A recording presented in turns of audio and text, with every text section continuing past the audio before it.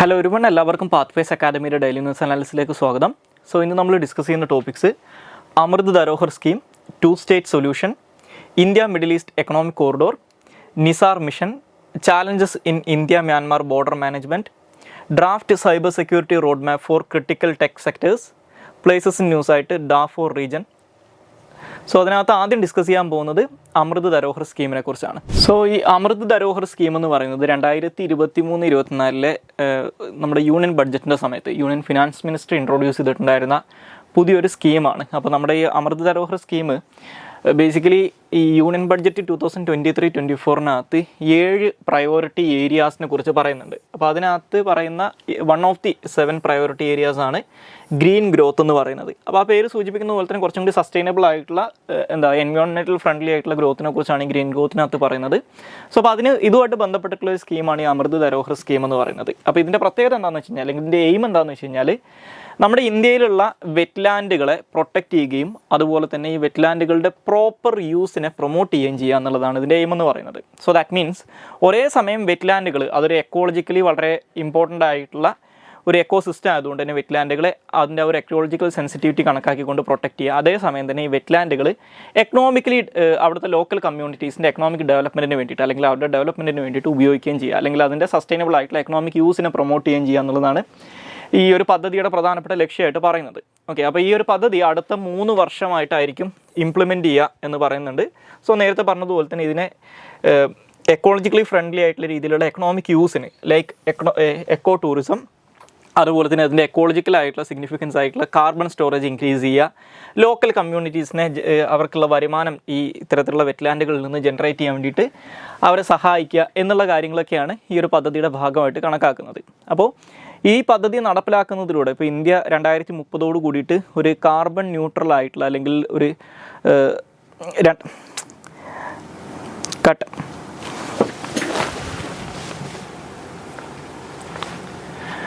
ഈ അമൃത് ധരോഹർ സ്കീം എന്ന് പറയുന്നത് ഇന്ത്യയിലെ വെറ്റ്ലാൻഡുകളുമായിട്ട് ബന്ധപ്പെട്ടിട്ടുള്ള ഒരു പദ്ധതിയാണ്. 2023-24 യൂണിയൻ ബഡ്ജറ്റിൻ്റെ സമയത്താണ് ഈ അമൃത് ധരോഹർ സ്കീമിനെ ഗവൺമെൻറ് ഇൻട്രൊഡ്യൂസ് ചെയ്യുന്നത്. അപ്പോൾ അടുത്ത 3 വർഷത്തിലായിട്ടായിരിക്കും ഈ പദ്ധതി നടപ്പിലാക്കുക എന്നാണ് പറയുന്നത്.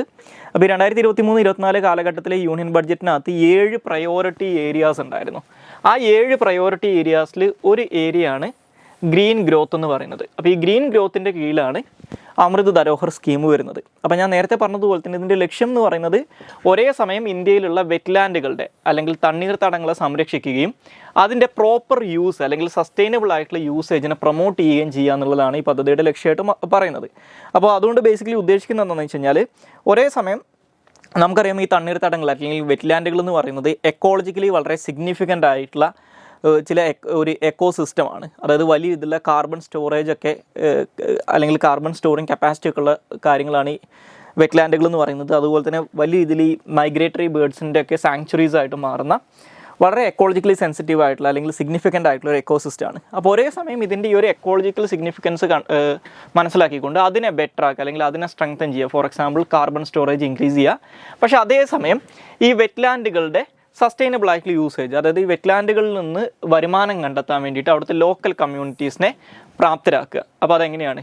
ഉദാഹരണത്തിന് ഇങ്ങനെയുള്ള സ്ഥലങ്ങളിൽ എക്കോ ടൂറിസം പോലുള്ള കാര്യങ്ങൾ ചെയ്തുകൊണ്ട് അല്ലെങ്കിൽ എക്കോ ടൂറിസത്തിനൊക്കെ പ്രൊമോട്ട് ചെയ്തുകൊണ്ട് ഈ കാര്യങ്ങൾ ചെയ്യുക എന്നുള്ളതാണ് ഈ ഒരു പദ്ധതിയുടെ ഭാഗമായിട്ട് പറയുന്നത്.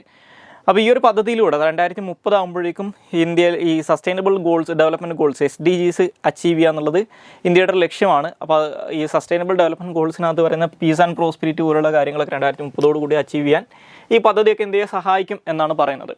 ഓക്കെ, അപ്പോൾ ഇനി ഇന്ത്യയിൽ ഈ വെറ്റ്ലാൻഡുകളുടെ കേസിൽ നോക്കേണ്ട മറ്റൊരു കാര്യം എന്ന് പറയുന്നത് ഇന്ത്യയിലെ പ്രധാനപ്പെട്ട വെറ്റ്ലാൻഡുകളൊക്കെ ഇപ്പോൾ വെറ്റ്ലാൻഡുകളുമായിട്ട് ബന്ധപ്പെട്ടിട്ടുള്ളൊരു റംസാർ കൺവെൻഷൻ നിങ്ങൾക്ക് എല്ലാവർക്കും അറിയാം. അപ്പോൾ ആ റംസാർ കൺവെൻഷനകത്ത് നമ്മൾ ലിസ്റ്റ് ചെയ്തിട്ടുള്ള ഈ റംസാർ സൈറ്റുകൾ ഇന്ത്യയിലുണ്ട്. അപ്പോൾ ഇന്ത്യ ഈ റംസാർ സൈറ്റുകൾക്ക് അല്ലെങ്കിൽ ഈ വെറ്റ്ലാൻഡുകൾക്ക് കൊടുക്കുന്ന ഇമ്പോർട്ടൻസിനുള്ള ഒരു എക്സാമ്പിളായിട്ട് സാധാരണഗതിയിൽ പറയാറുള്ളതാണ് ഇന്ത്യയിൽ 2014 26 റംസാർ സൈറ്റുകളാണ് ഉണ്ടായിരുന്നെങ്കിൽ അത് 2023 ആകുമ്പോഴേക്കും അല്ലെങ്കിൽ 2024 ആകുമ്പോഴേക്കും 75 വെറ്റ്ലാൻഡുകളായിട്ട് മാറിയിട്ടുണ്ട്. ഇനി ഇന്ത്യയിലെ ഏറ്റവും പ്രധാനപ്പെട്ട ചില വെറ്റ്ലാൻഡുകൾ നോക്കിക്കഴിഞ്ഞാൽ ഒന്ന് വെസ്റ്റ് ബംഗാളിലുള്ള സുന്ദർബൻസ്, അതുപോലെ തന്നെ ആന്ധ്രാപ്രദേശിലുള്ള കൊല്ലേരു ലേക്ക്, അതുപോലെ തന്നെ അസാമിലുള്ള ദീപാർ ബീല്, അതുപോലെ ഹിമാചൽ പ്രദേശിലെ റേണുക, കേരളത്തിലെ വേമ്പനാട്, ഇതൊക്കെയാണ് ഇന്ത്യയിലെ ഏറ്റവും പ്രധാനപ്പെട്ട റംസാർ സൈറ്റുകൾ അല്ലെങ്കിൽ പ്രധാനപ്പെട്ട വെറ്റ്ലാൻഡുകൾ എന്ന് പറയുന്നത്. ഇനി അടുത്ത ടോപ്പിക് എന്ന് പറയുന്നത് 2 സ്റ്റേറ്റ് സൊല്യൂഷനാണ്. സോ 2 സ്റ്റേറ്റ് സൊല്യൂഷൻ എന്ന് പറയുന്നത് ഇപ്പോൾ നടന്നുകൊണ്ടിരിക്കുന്ന ഇസ്രായേൽ പാലസ്തീൻ വിഷയമായിട്ട് ബന്ധപ്പെട്ട എല്ലാ കാലത്തും നമ്മൾ കേൾക്കുന്ന ഒരു കാര്യമാണ് 2 സ്റ്റേറ്റ് സൊല്യൂഷൻ. അപ്പോൾ ഇത് വളരെ സിമ്പിൾ ആയിട്ടുള്ളൊരു കാര്യമാണ്, പറയുന്ന സമയത്ത് വളരെ സിമ്പിളാണ്, പക്ഷേ നടപ്പിലാക്കാൻ വളരെ ഡിഫിക്കൽട്ട് ആയിട്ടുള്ളൊരു കാര്യം കൂടിയാണ്. സോ 2 സ്റ്റേറ്റ് സൊല്യൂഷൻ എന്ന് പറഞ്ഞാൽ എത്രയേ ഉള്ളൂ, ഇന്ന് നമ്മൾ കാണുന്ന ഇസ്രായേലും അതുപോലെ തന്നെ പാലസ്തീനിൻ്റെ ഭാഗമായിട്ടുള്ള ഗാസ സ്ട്രിപ്പും അതുപോലെ വെസ്റ്റ് ബാങ്കും ഉൾപ്പെടുന്ന പ്രദേശം അല്ലെങ്കിൽ ഹിസ്റ്റോറിക് പാലസ്തീൻ എന്ന് പറയുന്ന ഈ ഒരു പ്രദേശത്ത് ഒരേ സമയത്ത് ഈ ഒരു ജൂയിഷ് മെജോറിറ്റി ആയിട്ടുള്ള ഇസ്രായേൽ എന്ന് പറയുന്ന സ്റ്റേറ്റും അതുപോലെ തന്നെ അവിടുത്തെ അറബ്സിനെ അല്ലെങ്കിൽ അവിടുത്തെ പലസ്തീനിയൻസിനെ അവർക്ക് സ്വന്തമായിട്ട് വേറൊരു രാജ്യവും എസ്റ്റാബ്ലിഷ് ചെയ്ത് കൊടുക്കുക എന്നുള്ളതാണ്. അതായത് ആ ഒരു പ്രദേശത്ത് തന്നെ 2 രാജ്യങ്ങളെ ഒരേ സമയം നിലനിർത്തുക എന്നുള്ളതാണ്. ഇപ്പോഴത്തെ അവസ്ഥ എന്ന് പറഞ്ഞു കഴിഞ്ഞാൽ ഇസ്രായേൽ ഒരു രാജ്യമായിട്ട് നിലനിൽക്കുന്നു, പക്ഷേ പലസ്തീനിയൻസിന് ഒരു രാജ്യമില്ല. ഓക്കെ, ഇൻ്റർനാഷണലി റെക്കഗ്നൈസ്ഡ് ആയിട്ടുള്ള ഒരു രാജ്യമില്ല. പകരം പലസ്തീനിയൻസ് താമസിക്കുന്ന വെസ്റ്റ് ബാങ്ക് എന്ന് പറയുന്നൊരു സ്ഥലമുണ്ട്, അതിനകത്ത് വലിയ രീതിയിലുള്ള ഇസ്രായേലി ഇല്ലീഗൽ സെറ്റിൽമെൻറ്റുകളുണ്ട്. അതുപോലെ തന്നെ ഗാസ സ്ട്രിപ്പ് എന്ന് പറയുന്നത് ഇസ്രായേൽ പതിറ്റാണ്ടുകളായിട്ട് ബ്ലോക്കേഡ് ചെയ്തിട്ടുള്ള അല്ലെങ്കിൽ ഇസ്രായേൽ അതിർത്തികൾ കൺട്രോൾ ചെയ്യുന്ന ഗാസ സ്ട്രിപ്പ് എന്ന് പറയുന്ന ഇപ്പോൾ ചില ഹ്യൂമൻ റൈറ്റ് ഓർഗനൈസേഷൻസ് ഒക്കെ ലോകത്തിലെ ഏറ്റവും വലിയ ഓപ്പൺ എയർ പ്രിസൺ എന്ന് വിളിക്കുന്ന ഗാസ സ്ട്രിപ്പ് എന്ന് പറയുന്നൊരു പ്രദേശമുണ്ട്. അപ്പോൾ അതിന് പകരം ഈ ഇസ്രായേലിന് അവരുടെ സെക്യൂരിറ്റി എൻഷുർ ചെയ്തുകൊണ്ട് പാലസ്തീനിയൻസിന് സ്വന്തമായിട്ടൊരു സ്റ്റേറ്റ് കൊടുക്കുക, അതാണ് ഈ 2 സ്റ്റേറ്റ് സൊല്യൂഷനകത്ത് പറയുന്ന ഒരു കാര്യം. അപ്പോൾ ഈ ഇസ്രായേൽ പാലസ്തീൻ കോൺഫ്ലിക്റ്റിനുള്ള ഒരു പൊട്ടൻഷ്യൽ സൊല്യൂഷനായിട്ട് അല്ലെങ്കിൽ ഒരു ലോങ് ടേം സൊല്യൂഷനായിട്ട് പ്രപ്പോസ് ചെയ്യപ്പെടുന്ന ഒരു കാര്യമാണ് 2 സ്റ്റേറ്റ് സൊല്യൂഷൻ. ഇത് ഏറ്റവും അധികം പ്രപ്പോസ് ചെയ്യാറുള്ളത് വെസ്റ്റേൺ കൺട്രീസാണ്, അല്ലെങ്കിൽ എസ്പെഷ്യലി US ആണ് എപ്പോഴും ഈ 2 സ്റ്റേറ്റ് സൊല്യൂഷനെ കുറിച്ചൊക്കെ പറയാറുള്ളത്. ഓക്കെ, ഇനി അടുത്തതായിട്ട് നമുക്ക് ഡിസ്കസ് ചെയ്യാനുള്ള ടോപ്പിക് എന്ന് പറയുന്നത് India Middle East economic കോറിഡോറാണ്.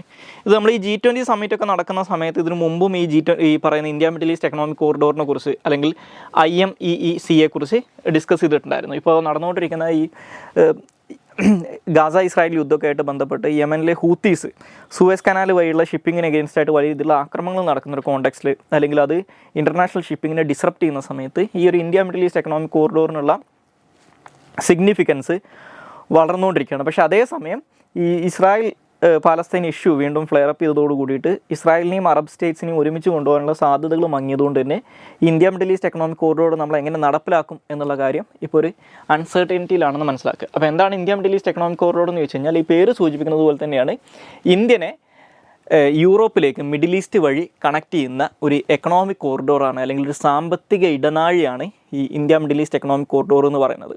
Okay, അതായത് നമ്മുടെ ഇന്ത്യയിൽ നിന്ന് അറേബ്യൻ സീ വഴി മിഡിൽ ഈസ്റ്റിലേക്ക് അല്ലെങ്കിൽ ഗൾഫ് റീജിയനിലേക്ക് എൻ്റർ ചെയ്യും, അവിടുന്ന് കര വഴി മെഡിറ്ററേനിയൻ സീ വരെ ചെല്ലും, മെഡിറ്ററേനിയൻ സീയിൽ നിന്ന് സദേൺ യൂറോപ്പ് വഴി അങ്ങനെ അങ്ങ് പോകുന്ന ഒരു പ്രൊപ്പോസ്ഡ് എക്കണോമിക് കോറിഡോറാണ് India Middle East economic corridor എന്ന് പറയുന്നത്. അപ്പോൾ ഇതിനകത്ത് ഇന്ത്യ മിഡിൽ ഈസ്റ്റ് എക്കണോമിക് കോറിഡോറിനകത്ത് 2 പ്രധാനപ്പെട്ട കോമ്പോണൻസ് ആണുള്ളത്. ഒന്നൊരു ഈസ്റ്റേൺ കോറിഡോർ ഉണ്ട്.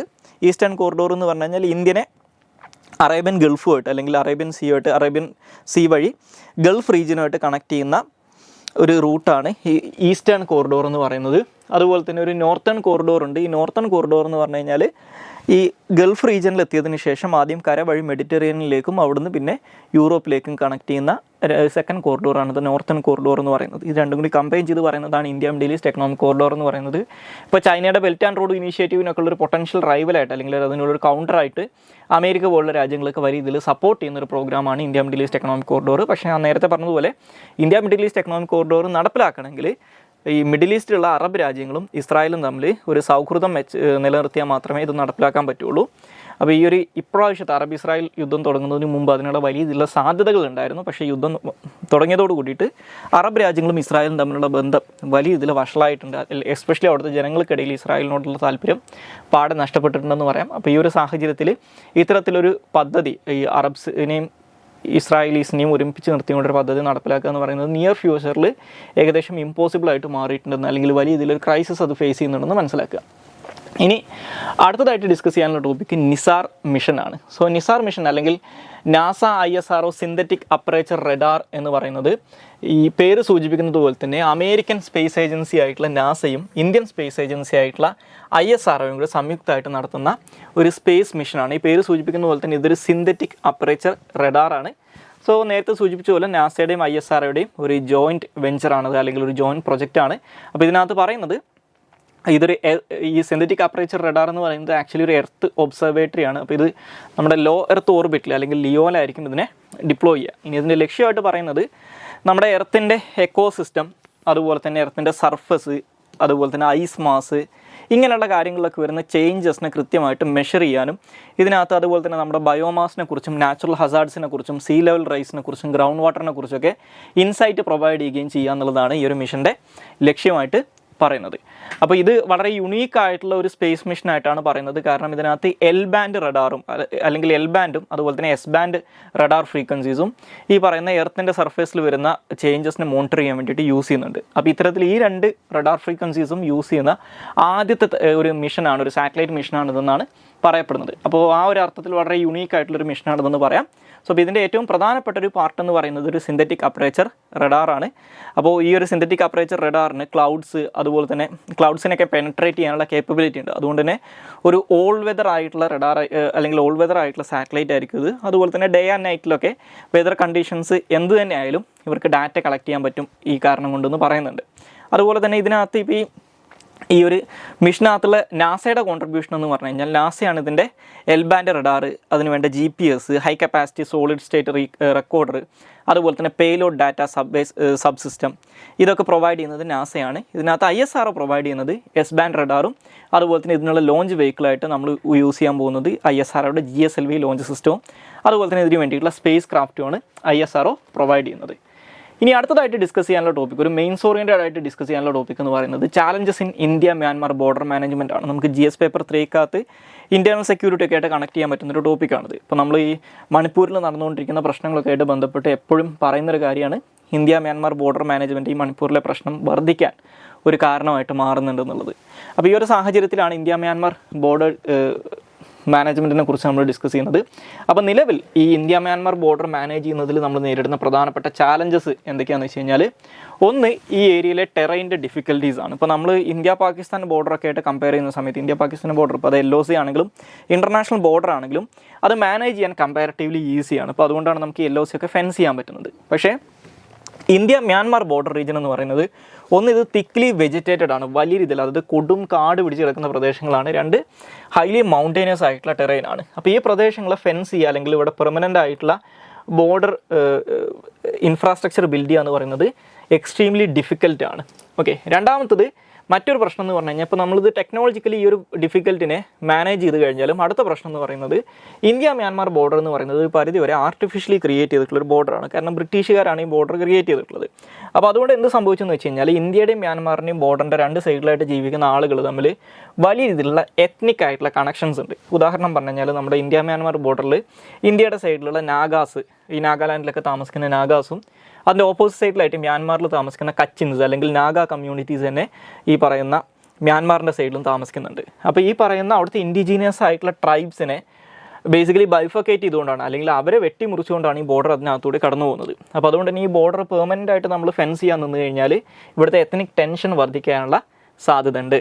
അതുപോലെ തന്നെ ഈ ഒരു പ്രശ്നം അല്ലെങ്കിൽ ഈ ഒരു നേറ്റീവ് എത്നിക് ഗ്രൂപ്പ്സിൻ്റെ ഇൻട്രസ്റ്റ് പ്രൊട്ടക്ട് ചെയ്യാൻ വേണ്ടിയിട്ടാണ് ഇന്ത്യ മ്യാൻമാറും തമ്മിൽ വളരെ യുണീക്കായിട്ടുള്ള ഫ്രീ മൂവ്മെൻറ്റ് റെജീം എന്ന് പറയുന്ന ഒരു അറേഞ്ച്മെൻറ്റ് കൊണ്ടുവന്നിട്ടുണ്ടായിരുന്നത്. അപ്പോൾ ഈ ഫ്രീ മൂവ്മെൻറ്റ് റെജീം അനുസരിച്ച് ഇന്ത്യ മ്യാൻമാർ ബോർഡറിൻ്റെ 2 സൈഡിലേക്കും 16 കിലോമീറ്റർ വീതം ഈ 2 ഭാഗത്തും താമസിക്കുന്ന എത്നിക് ട്രൈബൽ ഗ്രൂപ്പിൽ പെടുന്ന ആളുകൾക്ക് പ്രത്യേകിച്ച് പെർമിറ്റ്സ് ഒന്നുമില്ലാതെ സഞ്ചരിക്കാൻ പറ്റും. ഇന്ത്യയിൽ നിന്നുള്ള ട്രൈബ്സിന് മ്യാൻമാറിലേക്ക് 16 കിലോമീറ്റർ വരെ വിസയൊന്നുമില്ലാതെ പോകാം. അവിടെയുള്ള ട്രൈബ്സിന് ഇന്ത്യയിലേക്കും 16 കിലോമീറ്റർ വരെ വിസയൊന്നുമില്ലാതെ വരാൻ പറ്റും. പക്ഷേ ഇത് ഇവിടുത്തെ ഇൻസർജൻസും അതുപോലെ തന്നെ സ്മഗ്ലിംഗ് ആക്ടിവിറ്റീസ് അല്ലെങ്കിൽ ഓർഗനൈസ്ഡ് ക്രൈംസ് ഒക്കെ നടത്തുന്ന ആൾക്കാരും വലിയ ഇതിൽ മിസ്യൂസ് ചെയ്യുന്നുണ്ടെന്നാണ് പറയുന്നത്. മറ്റൊന്ന്, ഈ ഇന്ത്യ മ്യാൻമാർ ബോർഡർ റീജിയനിൽ ഇപ്പോൾ ഇന്ത്യയുടെ ഭാഗത്താണെങ്കിലും മ്യാൻമാറിൻ്റെ ഭാഗത്താണെങ്കിലും എല്ലാ കാലത്തും വലിയ ഇതിൽ ഇൻസർജൻസി ഇഷ്യൂസും ടെററിസവും കാര്യങ്ങളൊക്കെ ഉള്ളതാണ്. അപ്പോൾ അതുകൊണ്ട് തന്നെ ഈ ബോർഡർ വളരെ പോറസ് ആയതുകൊണ്ട് തന്നെ മ്യാൻമാറിൽ, എസ്പെഷ്യലി മ്യാൻമാറിൽ ഇപ്പോൾ ഈ മിലിറ്ററി ടേക്ക് ഓവറൊക്കെ വന്നതിന് ശേഷം ഇന്ത്യ മ്യാൻമാർ ബോർഡർ റീജിയനിൽ മ്യാൻമാറിൻ്റെ ഭാഗത്ത് കിടക്കുന്ന പ്രദേശങ്ങൾ വലിയ രീതിയിലുള്ള യുദ്ധങ്ങളും ആക്രമണങ്ങളൊക്കെ നടക്കുന്നതുകൊണ്ട് തന്നെ ഈ ബോർഡർ കൃത്യമായിട്ട് മാനേജ് ചെയ്യാൻ പറ്റാത്തതുകൊണ്ട് മ്യാൻമാറിൻ്റെ ഭാഗത്തുനിന്ന് വലിയ ഇതിൽ റെഫ്യൂജീസ് ഈ വഴി ഇന്ത്യയിലേക്ക് എൻ്റർ ചെയ്യുന്നുണ്ട്. മറ്റൊന്ന്, ഈ ബോർഡർ, ഈ മ്യാൻമാർ എന്ന് പറയുന്നത് നമ്മുടെ സൗത്ത് ഈസ്റ്റ് ഏഷ്യയിൽ കിടക്കുന്ന ഗോൾഡൻ ട്രയാങ്കിൾ എന്ന് പറയുന്ന ഒരു വളരെ ഇൻഫേമസ് ആയിട്ടുള്ള ഈ ഒപ്പിയം ട്രേഡിൻ്റെ ഒരു ട്രേഡ് റൂട്ട് ഉണ്ട്. അപ്പോൾ ഈ ഗോൾഡൻ ട്രയാങ്കിളിൻ്റെ വളരെ തൊട്ടടുത്താണ് നമ്മുടെ ഈ ബോർഡർ കിടക്കുന്നത്, ഇന്ത്യയുടെ നോർത്ത് ഈസ്റ്റ് കിടക്കുന്നത് അല്ലെങ്കിൽ മ്യാൻമാറുമായിട്ടുള്ള ബോർഡർ കിടക്കുന്നതുകൊണ്ട് ഇവിടെ നടക്കുന്ന ഓർഗനൈസ്ഡ് ക്രൈം സിൻഡിക്കേറ്റുകൾ ഇന്ത്യൻ്റെ നാഷണൽ സെക്യൂരിറ്റിനെ ത്രെട്ടൻ ചെയ്യുന്നുണ്ട്, അല്ലെങ്കിൽ അവർ ഈ ബോർഡർ ഏരിയാസ് മിസ്യൂസ് ചെയ്യുന്നുണ്ട്. അപ്പോൾ അതും ഒരു പ്രശ്നമാണ്. അതുപോലെ തന്നെ ഈ പ്രദേശങ്ങൾ നേരത്തെ സൂചിപ്പിച്ച പോലെ ഇന്ത്യയുടെ സൈഡിലാണെങ്കിലും മ്യാൻമാറിൻ്റെ സൈഡിലാണെങ്കിലും വലിയ രീതിയിലുള്ള മിലിറ്റൻസി അല്ലെങ്കിൽ ഇൻസർജൻസി സെപ്പറേറ്റിസ്റ്റ് ഗ്രൂപ്പുകൾ നിലനിൽക്കുന്നുണ്ട്. അപ്പോൾ ഇതൊക്കെ ഇന്ത്യ മ്യാൻമാർ ബോർഡർ മാനേജ് ചെയ്യുന്നതുമായിട്ട് ബന്ധപ്പെട്ട് നമ്മൾ ഫേസ് ചെയ്യുന്ന ഇഷ്യൂസാണ്. ഇനി ഇതിനകത്ത് ഗവൺമെൻറ് എടുത്തിട്ടുള്ള മെഷേഴ്സ്, ഈ ബോർഡറിനെ മാനേജ് ചെയ്യാൻ വേണ്ടിയിട്ട് ഗവൺമെൻറ് എടുത്തിട്ടുള്ള മെഷേഴ്സ് എന്ന് പറഞ്ഞു കഴിഞ്ഞാൽ, ഒന്ന്, ഇപ്പോൾ ഈ India Myanmar border areas fence ചെയ്യാൻ ഗവൺമെൻറ് ആരംഭിച്ചിട്ടുണ്ട്. ഈ ഫ്രീ മൂവ്മെൻറ്റ് റെജീമൊക്കെ നമ്മൾ ചിലപ്പോൾ റദ്ദാക്കാനുള്ള സാധ്യതകൾ വളരെ കൂടുതലാണ്. അപ്പോൾ ഈ ഏരിയയിൽ ഇപ്പോൾ കൂടുതൽ ടെക്നോളജീസ് യൂസ് ചെയ്തുകൊണ്ട് സ്മാർട്ട് ഫെൻസിങ് ഒക്കെ, ഈ LOCയിലൊക്കെ ചെയ്യുന്ന പോലെ സ്മാർട്ട് ഫെൻസിങ് ഒക്കെ, സെൻസേഴ്സും കാര്യങ്ങളൊക്കെ ആഡ് ചെയ്തുകൊണ്ട് സ്മാർട്ട് ഫെൻസിങ് ഒക്കെ ഇപ്പോൾ നമ്മൾ ചെയ്യാൻ തുടങ്ങിയിട്ടുണ്ട്. ഇനി അതുപോലെ തന്നെ ഓപ്പറേഷൻ സൺഷൈൻ പോലെ മ്യാൻമാറുമായിട്ട് ചേർന്നുകൊണ്ട് ഈ ഏരിയയിലുള്ള ഇൻസർജൻ ഗ്രൂപ്പുകളുടെ ഹൈഡൗട്ടുകൾക്ക് എഗെയിൻസ്റ്റ് ആയിട്ട് അല്ലെങ്കിൽ അവരുടെ ട്രെയിനിങ് ക്യാമ്പുകൾക്ക് എഗെയിൻസ്റ്റ് ആയിട്ട് ഇന്ത്യയുടെ മ്യാൻമാറിൻ്റെ militaries joint military operations conduct ചെയ്തിട്ടുണ്ടായിരുന്നു. അതുപോലെ തന്നെ ഇവിടെയുള്ള നേറ്റീവ് കമ്മ്യൂണിറ്റീസിൻ്റെ പ്രശ്നങ്ങളെ അഡ്രസ്സ് ചെയ്യുന്നതിന് വേണ്ടിയിട്ട് അല്ലെങ്കിൽ അവരെ കൂടി കോൺഫിഡൻസിൽ എടുക്കുന്നതിന് വേണ്ടിയിട്ട് ഇവിടെയുള്ള നേറ്റീവ് ആയിട്ടുള്ള എത്നിക് ട്രൈബൽ കമ്മ്യൂണിറ്റീസുമായിട്ട് കൂടുതലായിട്ട് ഗവൺമെൻറ് എൻഗേജ് ചെയ്യുന്നുണ്ട്. അല്ലെങ്കിൽ അവരുടെ ഡെവലപ്മെൻറ്റിന് വേണ്ടിയിട്ട് കൂടുതൽ കാര്യങ്ങൾ ഇൻവെസ്റ്റ് ചെയ്യുകയും അതുപോലെ തന്നെ അവരെ ഈ ഒരു ബോർഡർ ഫെൻസിങ് വലിയ കാര്യമായിട്ട് നെഗറ്റീവ്ലി അഫക്റ്റ് ചെയ്താനുള്ള കാര്യമൊക്കെ അവർ പറഞ്ഞ് ബോധ്യപ്പെടുത്താൻ ശ്രമിക്കുകയൊക്കെ ചെയ്യുന്നുണ്ട്. അല്ലെങ്കിൽ അവരെ കൂടി വിശ്വാസത്തിലെടുത്തുകൊണ്ട് ഈ കാര്യങ്ങൾ ചെയ്യാൻ ശ്രമിക്കുന്നുണ്ട്. മറ്റൊന്ന്, ഈ ഏരിയയിലുള്ള ഇൻഫ്രാസ്ട്രക്ചർ ഡെവലപ്മെൻറ്റ് വളരെ മോശമായിരുന്നു. അല്ലെങ്കിൽ ആവശ്യത്തിന് ഈ റെയിലോ അല്ലെങ്കിൽ റോഡുകളോ ഒന്നും ഇല്ലാത്ത പ്രദേശങ്ങളായിരുന്നു. ഇതിലെ ഈ ഇന്ത്യ മ്യാൻമാർ ബോർഡറിലുള്ള മിക്ക സ്ഥലങ്ങളിലേക്കും നമുക്ക് റെയിൽ കണക്ടിവിറ്റി ഒന്നുമില്ല. അപ്പോൾ ഈ ഏരിയയിൽ ഇൻഫ്രാസ്ട്രക്ചർ ഡെവലപ്മെൻറ്റിന് വേണ്ടിയിട്ട്, അത് റോഡാണെങ്കിലും ബ്രിഡ്ജസ് ആണെങ്കിലും റെയിൽ നെറ്റ്വർക്കുകളാണെങ്കിലും എയർ സ്ട്രിപ്പുകളാണെങ്കിലും ഇങ്ങനെയുള്ള കാര്യങ്ങൾക്കൊക്കെ വേണ്ടിയിട്ട് ഗവൺമെൻറ് ഇപ്പോൾ കൂടുതലായിട്ട് പണം ചിലവഴിക്കുന്നുണ്ട്. അതുപോലെ തന്നെ ഇപ്പോൾ ലേറ്റസ്റ്റ് ടെക്നോളജി ഈ ബോർഡർ മാനേജ്മെൻറ്റിന് വേണ്ടിയിട്ട് ഇപ്പോൾ CCTV ക്യാമറാസ്, സെൻസേഴ്സ്, ഇങ്ങനെയുള്ള കാര്യങ്ങളൊക്കെ നമ്മൾ ബോർഡർ മാനേജ്മെൻറ്റിന് വേണ്ടിയിട്ട് ഈ ഏരിയാസിൽ ഉപയോഗിക്കാൻ തുടങ്ങിയിട്ടുണ്ട്. അപ്പോൾ ഇതൊക്കെയാണ് ഗവൺമെൻറ് മെഷേഴ്സായിട്ട് പറയാനുള്ളത്. ഇനി അടുത്തതായിട്ട് ഡിസ്കസ് ചെയ്യാനുള്ള ടോപ്പിക് എന്ന് പറയുന്നത് draft cyber security road map for critical tech sectors ആണ്. ഇത് നമുക്ക് സയൻസ് ആൻഡ് ടെക്നോളജി ആയിട്ട് ബന്ധപ്പെട്ടോ അല്ലെങ്കിൽ ഇൻറ്റേർണൽ സെക്യൂരിറ്റി ഒക്കെ ആയിട്ട് ബന്ധപ്പെട്ടൊക്കെ GS3 ഉൾപ്പെടുത്താൻ പറ്റുന്ന ഒരു മെയിൻ ടോപ്പിക്കാണ്. അപ്പോൾ ഇത് ഡിസ്കസ് ചെയ്യാനുള്ള കാരണം എന്ന് പറയുന്നത്, ഇപ്പോൾ നമ്മുടെ ministry of electronics and information technology അല്ലെങ്കിൽ MEITI എന്ന് പറയുന്നത്, അവർ റീസെൻ്റ്ലി ഒരു draft road map for conducting indigenous research and development four cyber forensics, quantum computing technologies, mobile security, cryptography and internet of things security എന്ന് പറയുന്ന പുതിയൊരു draft road map publish ചെയ്തിട്ടുണ്ട്. ഈ road map prepare ചെയ്തേക്കുന്നത് centre for development of advanced computing അല്ലെങ്കിൽ CDAC എന്ന് പറയുന്ന governmental ഏജൻസിയാണ്. അപ്പോൾ ആ ഒരു കോണ്ടെക്സ്റ്റിൽ ഇത് സൈബർ സെക്യൂരിറ്റി ആയിട്ട് ബന്ധപ്പെട്ടിട്ടുള്ള ഒരു കാര്യം ആയതുകൊണ്ട് തന്നെ ഈ സൈബർ സെക്യൂരിറ്റി ഫീൽഡിൽ ഇന്ത്യ നേരിടുന്ന പ്രധാനപ്പെട്ട ഭീഷണികൾ, ഇതിന് ഗവൺമെൻറ് എടുത്തിട്ടുള്ള മെഷേഴ്സ്, നമ്മൾ ഫേസ് ചെയ്യുന്ന ചാലഞ്ചസ്, ഈ പുതുതായിട്ട് വന്നിട്ടുള്ള ഈ ഡ്രാഫ്റ്റ് റോഡ് മാപ്പിനകത്ത് പറയുന്ന അതിൻ്റെ എയിംസ് ആൻഡ് ഒബ്ജക്റ്റീവ്സ് എന്തൊക്കെയാണ്, ഈ കാര്യങ്ങളൊക്കെയാണ് നമ്മൾ ഡിസ്കസ് ചെയ്യുന്നത്. അപ്പോൾ ഇതിനകത്ത് പറയുന്ന എയിംസ് ആൻഡ് ഒബ്ജക്റ്റീവ്സ് അല്ലെങ്കിൽ ഈ ഒരു ഡ്രാഫ്റ്റ് റോഡ് മാപ്പിനകത്ത് പറയുന്ന ഒബ്ജക്റ്റീവ്സ് എന്ന് പറയുന്നത്, ഒന്ന് 2026 ആകുമ്പോഴേക്കും ഇന്ത്യയിൽ ഒരു സോഷ്യൽ മീഡിയ അനലിറ്റിക്സ് ഡെവലപ്പ് ചെയ്യുക എന്നുള്ളതാണ്. 2030 ആകുമ്പോഴേക്കും ഡാർക്ക് വെബ് ഫോറൻസിക്സ് ഇന്ത്യയിൽ ഡെവലപ്പ് ചെയ്യുക എന്നുള്ളതാണ്. രണ്ടാമതായിട്ട് പറയുന്ന കാര്യം എന്ന് പറയുന്നത് detection of child exploitation and human trafficking efforts that will start in 2021 and continue beyond 2047. അതായത് ഒരു 2047 വരെയുള്ള കാലഘട്ടത്തിൽ ചൈൽഡ് എക്സ്പ്ലോയിറ്റേഷൻ, ഇപ്പോൾ ചൈൽഡ് പോണോഗ്രഫി പോലുള്ള കാര്യങ്ങൾ, ഹ്യൂമൻ ട്രാഫിക്കിംഗ്, ഇങ്ങനെയുള്ള കാര്യങ്ങളൊക്കെ ഡിറ്റക്റ്റ് ചെയ്യുക. അതുപോലെ തന്നെ GPS ആൻഡ് വെഹിക്കിൾ ഫോറൻസിക്സ്, അത് 2027 ആകുമ്പോഴേക്കും GPS ൻ്റെ കാര്യങ്ങൾ കംപ്ലീറ്റ് ചെയ്യുക. അതുപോലെ തന്നെ വെഹിക്കിൾ ഫോറൻസിക്സ് 2029 ആകുമ്പോഴേക്കും കംപ്ലീറ്റ് ചെയ്യുക. അതുപോലെ തന്നെ banking fraud and UPI payment forensics solutions, അത് 2029 2030 ആകുമ്പോഴേക്കും അത് കംപ്ലീറ്റ് ചെയ്യുക. തുടങ്ങിയ കാര്യങ്ങളൊക്കെയാണ്. അതുപോലെ തന്നെ research and development efforts to develop quantum computers 2034 ആകുമ്പോഴേക്കും അത് അച്ചീവ് ചെയ്യുക. The mobile security road map aims to engage in fostering enterprise grade security systems. So ഇതൊക്കെയാണ് ഇതിൻ്റെ എയിംസ് ആൻഡ് ഒബ്ജക്റ്റീവ്സ് ആയിട്ട് പറയുന്നത്. ഇനി ഈ പറയുന്ന റോഡ് മാപ്പ് എന്തുകൊണ്ട് ഇമ്പോർട്ടൻ്റ് ആണ് അല്ലെങ്കിൽ എന്താണ് ഇതിൻ്റെ സിഗ്നിഫിക്കൻസ് എന്ന് നോക്കിക്കഴിഞ്ഞാൽ, ഒന്ന്, നമ്മുടെ രാജ്യത്തിൻ്റെ ദേശീയ സുരക്ഷയായിട്ട് ബന്ധപ്പെട്ടുള്ള കാര്യങ്ങൾ അല്ലെങ്കിൽ ദേശീയ താല്പര്യങ്ങളെ സംരക്ഷിക്കാൻ ഇത് അത്യാവശ്യമാണെന്ന് പറയാം. അതുപോലെ തന്നെ ഇന്ത്യയുടെ ഇൻഡിജിനസ് ടെക്നോളജിക്കൽ ബേസ് ഡെവലപ്പ് ചെയ്യാൻ ഇത് ഈ പറയുന്ന സോഷ്യൽ മീഡിയ അനലിറ്റിക്സ് ആണെങ്കിലും ക്വാണ്ടം കമ്പ്യൂട്ടിംഗ് ഒക്കെ ഡെവലപ്പ് ചെയ്യുന്നതിനെക്കുറിച്ച് ഇത് പറയുന്നുണ്ട്. അപ്പോൾ സ്വാഭാവികമായിട്ടും ഈ ക്രിട്ടിക്കൽ ടെക്നോളജിയിലുള്ള നമ്മുടെ സെൽഫ് റിലയൻസ് അല്ലെങ്കിൽ സ്വയം പര്യാപ്തത മെച്ചപ്പെടുത്താൻ അല്ലെങ്കിൽ നമ്മളെ സ്വയം പര്യാപ്തരാക്കാൻ ഇത് സഹായിക്കും എന്ന് പറയാം.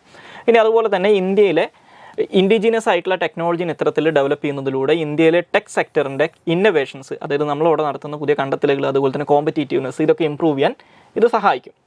ഇനി ഇന്ത്യ പേരിടുന്ന പ്രധാനപ്പെട്ട സൈബർ സെക്യൂരിറ്റി ചാലഞ്ചസും കൂടി എന്തൊക്കെയാണ് ഇതിൻ്റെ കൂടെ മനസ്സിലാക്കുക. ഒന്ന്, നമ്മൾ വലിയ ഇതിൽ സഫിസ്റ്റിക്കേറ്റഡ് ആയിട്ടുള്ള സൈബർ അറ്റാക്സ് ഇപ്പോൾ സ്റ്റേറ്റ് ആക്ടേഴ്സിൻ്റെ ഭാഗത്തു നിന്നാണെങ്കിലും നോൺ സ്റ്റേറ്റ് ആക്ടേഴ്സിൻ്റെ ഭാഗത്തു നിന്നാണെങ്കിലൊക്കെ ഫേസ് ചെയ്യുന്നത്. ഇപ്പോൾ റീസെൻ്റ്ലി എയിംസിൻ്റെ ഒക്കെ ഡാറ്റാബേസ് കോംപ്രമൈസ് ചെയ്തത് വേണമെങ്കിൽ എക്സാമ്പിളായിട്ട് പറയാം. അതുപോലെ തന്നെ നമ്മുടെ ആധാർ ഡാറ്റാബേസ്, അതുപോലെ തന്നെ കോവിൻ പോർട്ടലിലെ ഡാറ്റാബേസ് ഡാർക്ക് വെബിലൊക്കെ വന്നതൊക്കെ വേണമെങ്കിൽ എക്സാമ്പിളായിട്ട് പറയാം. അതുപോലെ തന്നെ ഈ സൈബർ സെക്യൂരിറ്റി ത്രെഡ്സിനെ ഫേസ് ചെയ്യുന്നതിന് വേണ്ടിയിട്ടുള്ള ഇപ്പോൾ ഇൻസ്റ്റിറ്റ്യൂഷണൽ മെക്കാനിസംസ് ആയിട്ടുള്ള സെർട്ട് ഇൻ പോലുള്ള ഏജൻസീസിൽ കൃത്യമായിട്ടുള്ള സ്കിൽഡ് വർക്ക് ഫോഴ്സ് ഇല്ലാത്തതും ഒരു പ്രശ്നമാണ്. അതുപോലെ തന്നെ ഈ rapid technological advancement, especially 5G technology ഒക്കെ വന്നതിന് ശേഷം വളരെ ഫാസ്റ്റർ പേസിലാണ് ടെക്നോളജി അഡ്വാൻസ് ചെയ്യുന്നത്.